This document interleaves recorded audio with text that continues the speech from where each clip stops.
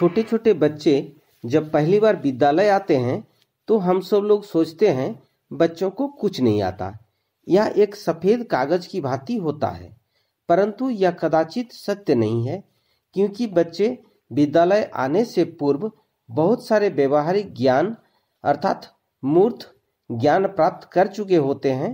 गणित के परिप्रेक्ष्य में अगर बात करें तो बच्चे अपनी अंगुली गिन सकता है, जैसे 1 2 3 4 5 6 7 8 9 10। बच्चे किसी वस्तु को गिन सकता है।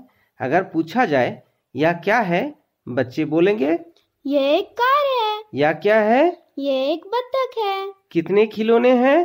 2 खिलौने हैं। कितने कप हैं? 3 कप हैं। अर्थात मेरा बोलने का अर्थ बच्चों को मूर्त रूप से गिनती आता है। गिनने का क्रम चाहे कुछ भी क्यों ना हो, कम से कम 1 से 10 तक गिन ही लेता है। चलिए देखते हैं इस बच्चे को। 1 2 4 5 6 7 8 9 10 11। शुरू में बच्चों को सांकेतिक ज्ञान की समझ नहीं होता। शिक्षक धीरे धीरे अंकों का ज्ञान विकसित करते हैं।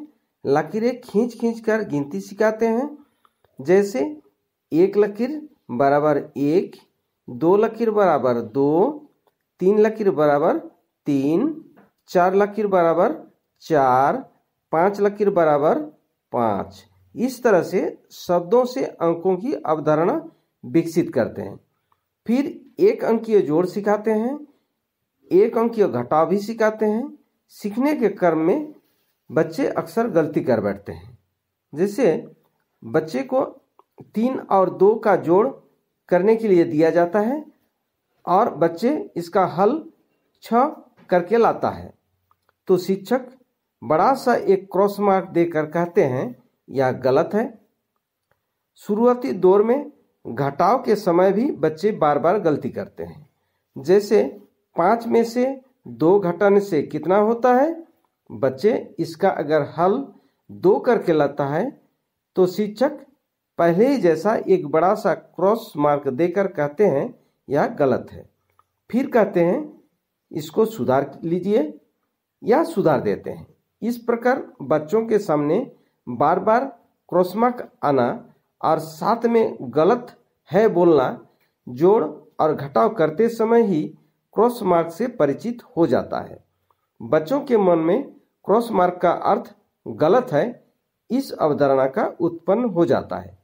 चूंकि जोड़ चिन्ह और घटाव चिन्ह बच्चों के सामने जोड़ या घटाव करते समय ही आता है, इसलिए जोड़ और घटाव चिन्ह का समझ विकसित करने में कोई समस्या उत्पन्न नहीं होता। इस प्रकार बच्चा धीरे धीरे जोड़ और घटाव सीख लेता है। फिर शिक्षक बच्चों को गुणा सिखाने की प्रयत्न करता है। गुणा सिखाने के क्रम में शिक्षकों के द्वारा बच्चों को संख्या रेखा या जोड़ विधि द्वारा गुणा की अवधारणा उत्पन्न करने की प्रयास किया जाता है, जैसे 2 जोड़ 2 जोड़ 2 बराबर 6, या 2 को 3 बार लिखा गया है, 3 बार अर्थात 2 गुना 3 बराबर 6। परंतु जब गुना के संकेत 2 और 3 के बीच दिया जाता है या स्तंभ विधि में अंकों के बाईं तरफ एक छोटा सा क्रॉस अर्थात गुना चिन्ह देकर दिया जाता है, उस समय बच्चों के मन में जोड़ और घटाव करते समय शिक्षकों के द्वारा दिया गया गलत चिन्ह अर्थात क्रॉस का चिन्ह याद आता है और बच्चों के मन में एक शंका उत्पन्न होता है।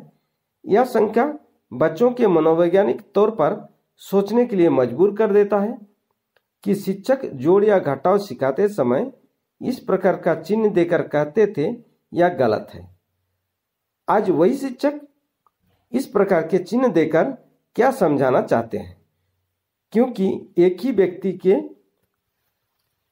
द्वारा एक ही चीज को 2 अलग अलग तरह से बताते हैं, उनके मन में कंट्रोवर्सी उत्पन्न होना स्वाभाविक है, या क्रॉस मार्क गलत है या गुना। आप समझ सकते हैं मैं क्या कहना चाहता हूँ। गुना की समझ विकसित करने के लिए अर्थात इस अवधारणा को लेकर आइए कुछ शिक्षकों के द्वारा अपनाए गए विधि के बारे में जानते हैं।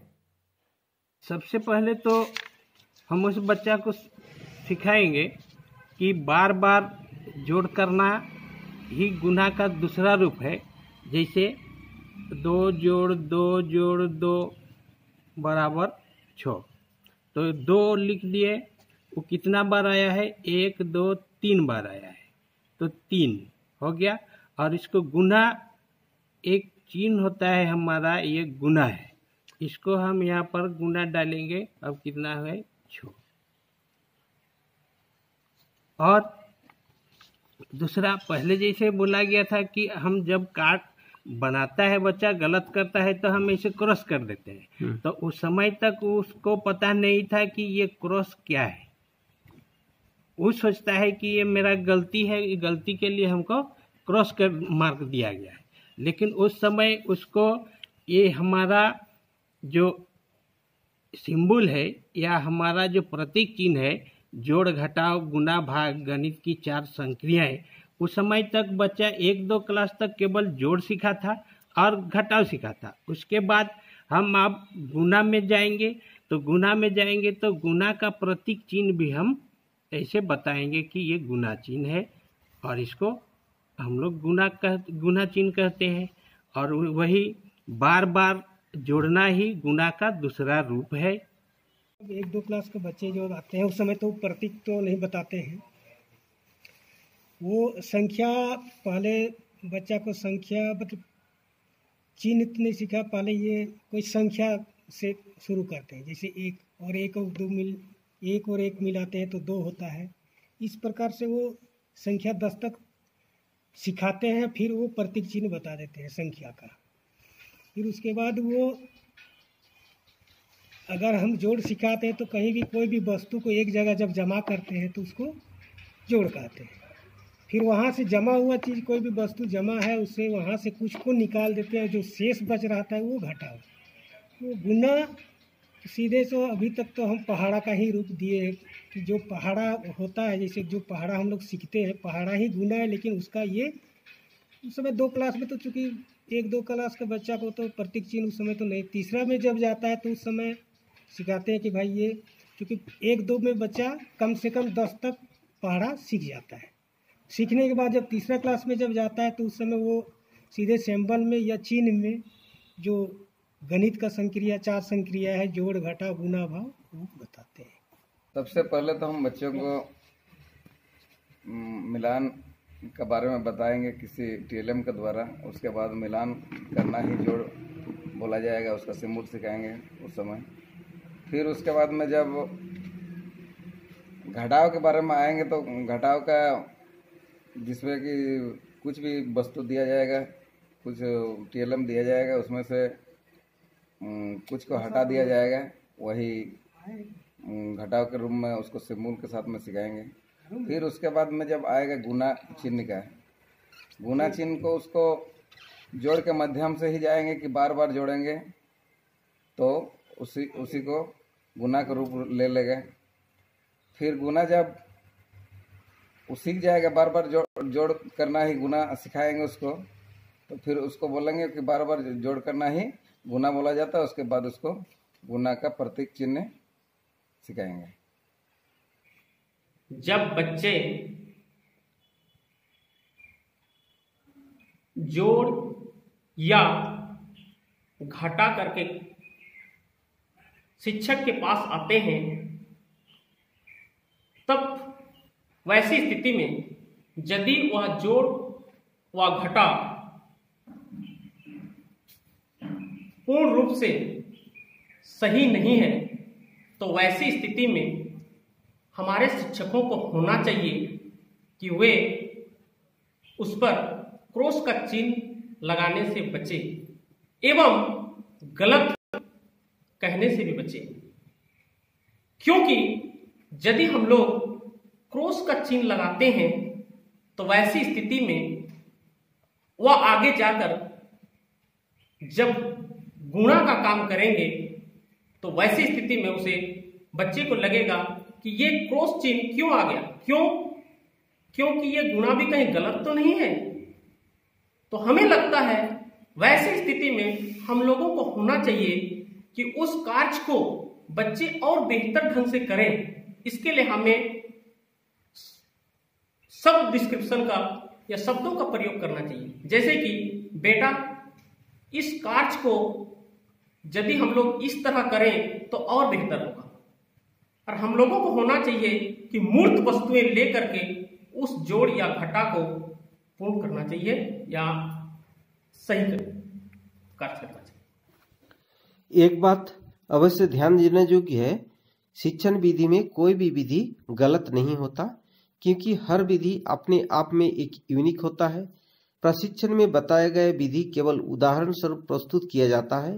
हो सकता है आपके पास बच्चों में गुणन की अवधारणा विकसित करने का बेहतर तरीका है, तो कमेंट बॉक्स में जरूर कमेंट करके बताएं और अपने विद्यालय के बच्चों में किस प्रकार गुणन की अवधारणा विकसित करते हैं। इस वीडियो के माध्यम से इतना ही। नेक्स्ट पार्ट में आपको बताएंगे क्रॉस मार्क को गुणन चिन्ह के रूप में अवधारणा विकसित करने का एक बहुत ही अच्छा तरीका, यूनिक ट्रिक्स। इसके लिए अभी तक अगर चैनल को सब्सक्राइब नहीं किए हैं तो सब्सक्राइब कर दें और सामने का ऑल नोटिफिकेशन बेल आइकन को जरूर दबा दें, ताकि वीडियो अपलोड होते ही आपके समक्ष सबसे पहले पहुंच सके। वीडियो लाइक करते हुए जरूरतमंद साथियों के बीच शेयर कर दें। वीडियो देखने के लिए धन्यवाद। जय हिंद, जय भारत।